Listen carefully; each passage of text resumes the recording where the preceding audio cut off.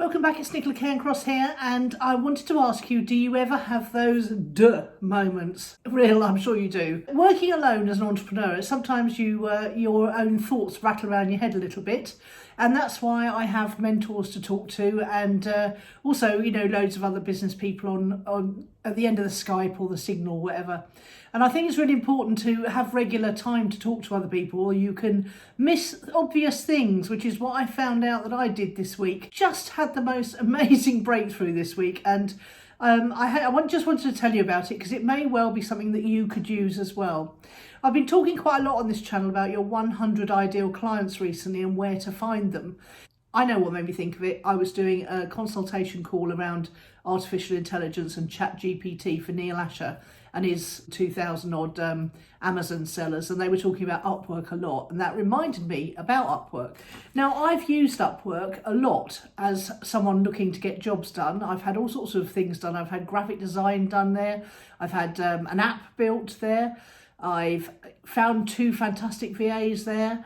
It's always been a really good experience because I've got a cheat sheet of how to use Upwork to find the right people, how to lay out the job description, and the one simple thing you can do to make sure you don't get bothered by all the spammy people. There's actually people hired to submit proposals for jobs, and they're just literally copying and pasting stuff. So then I realised, why on earth am I not using Upwork on the other side of the coin? Why am I not using it to find my ideal clients as well as to find my ideal freelancers? Because if I'm a freelancer, which effectively I am, unless I bring a team in for a big project, then why am I not putting myself on Upwork to find clients? I just can't understand why I've never done that.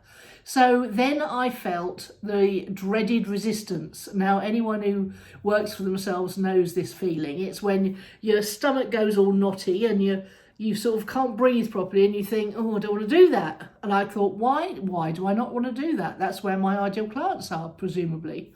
And I analysed it. And it turns out there were several things jumping out at me. One is that I perceived that there was a load of spammy people applying for jobs on there, but also I know that I've found really good people, and I'm pretty confident I can write a good proposal, and any proposal that's not a bunch of spam stuff tied together stands out from the crowd. So I thought, okay, well, I'm pretty confident I can pitch for business.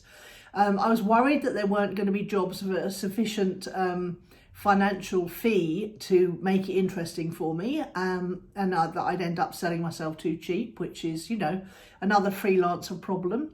I was worried that it would take too much time away from my making YouTube videos, which I do feel a lot of resistance around most of the time, although I do thoroughly enjoy it. And there were, all this. So yeah, all these limiting beliefs were swirling around. But I managed to feel the resistance, realise I was having limiting beliefs, sit down and brainstorm them out so that I had them out of my head and onto a bit of paper.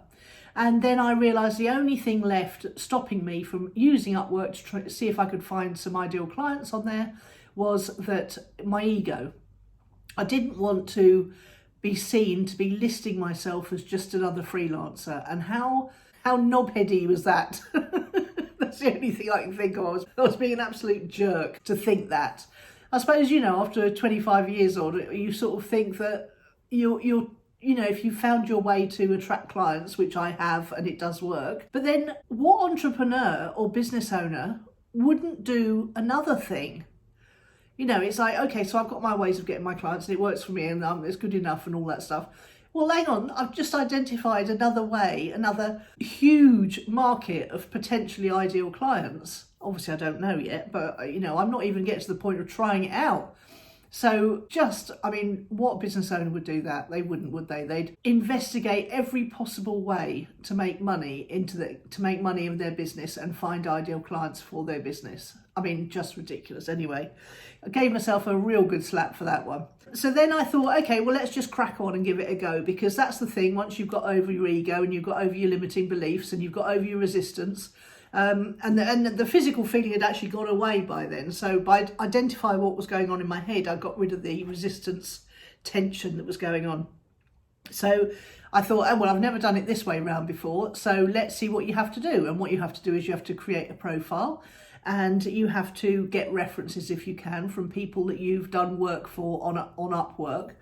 Well, I haven't done any work on Upwork, but what I have got is a couple of people who know me, who are either fellow freelancers or who I've done work for on Upwork. So it gives you an opportunity to reach out to those people through Upwork via email and ask them for a reference. So I did that. You know, I'm not very, I'm not very organised while doing this sort of thing. So I'm a bit like a bull in a china shop. You know, I'll do that bit and then I'll do that bit and I'll come back and do that bit and I'll make that bit better.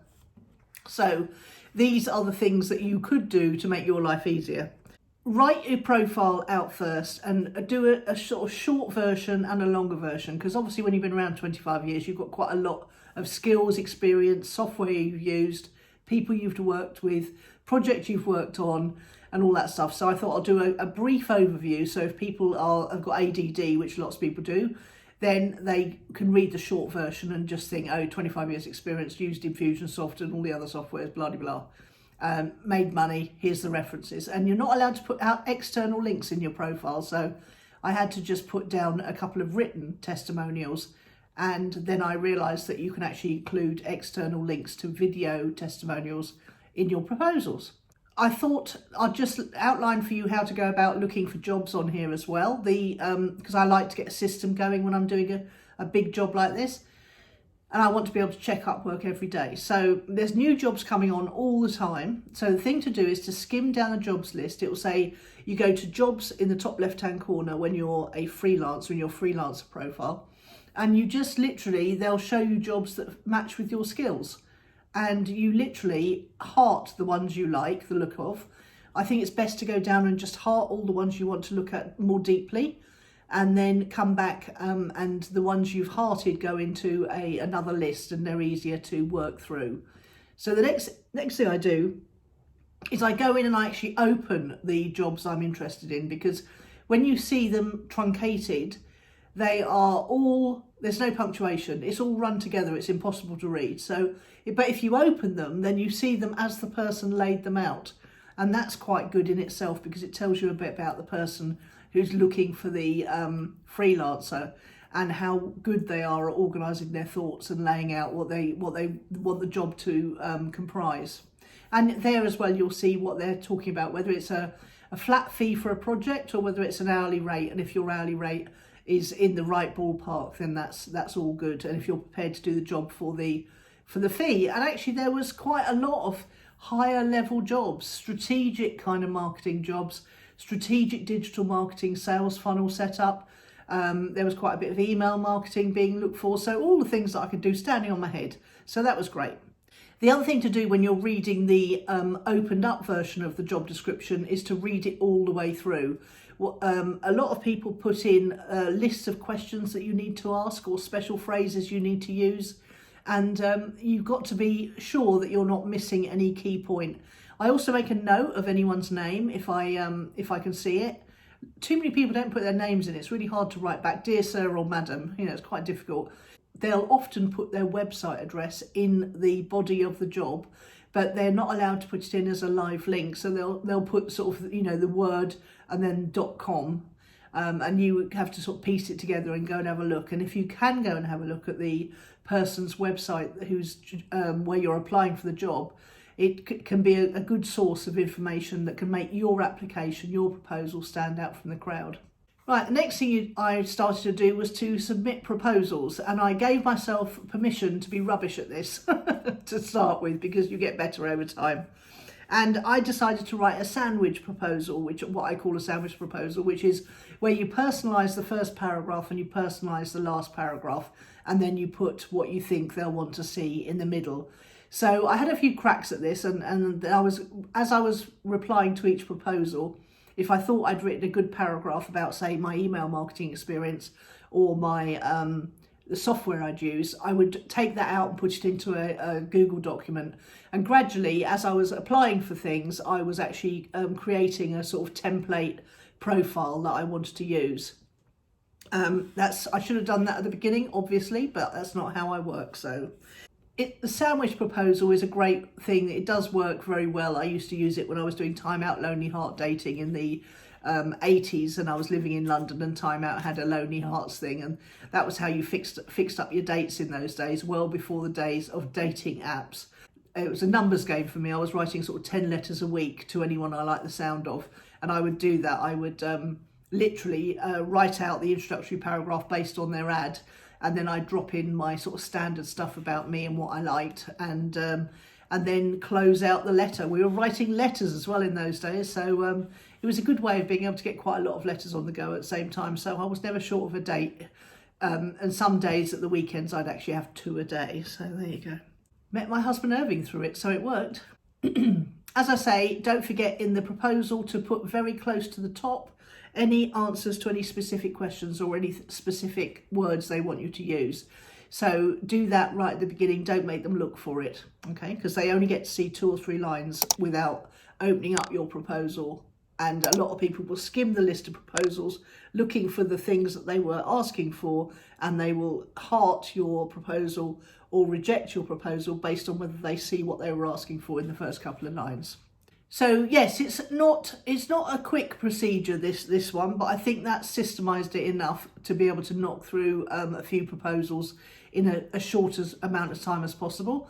And the way I look at it is, even if nobody, I did see some great jobs actually. Some that I was really quite interested in, and the other thing was that I realised I'm only interested in sectors that I'm interested in. So for example, there was a top-end restaurant in Philadelphia were looking for a marketing plan and possibly someone to execute that marketing plan for them. And I was able to tell them that I lived with a chef for 15 years and ran my own hotel for three or 4 years. And so I was actually quite excited at the idea of working with that kind of company. And so that's what I realised. I tried to apply for several different kinds of, I tried to keep an open mind, and I tried to apply for several different kinds of market sectors. But I found myself drawing the line at some things just because I knew I wouldn't find it that interesting. And I definitely do my best work when I'm interested and engaged with the business model concerned. So what else now? I think the last thing to do now, I've got my profile as I want it roughly, and I need to get some more references. So I'm going to mail my mailing list and ask if anyone's got any jobs they need doing, and if they'd hire me to do them. And I'm not going to be proud on this one. I will settle for little jobs. It doesn't need to be strategic or anything. I just need to start getting some references on Upwork, because I think that'll be a real handicap until I do.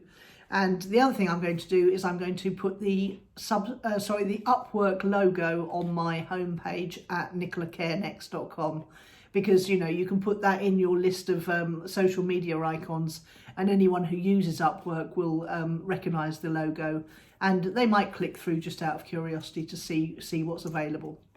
So yeah, I'll let you know how it goes. I'll do a follow-up on results, and I think I've done about 20 proposals since Wednesday. That's in 2 days.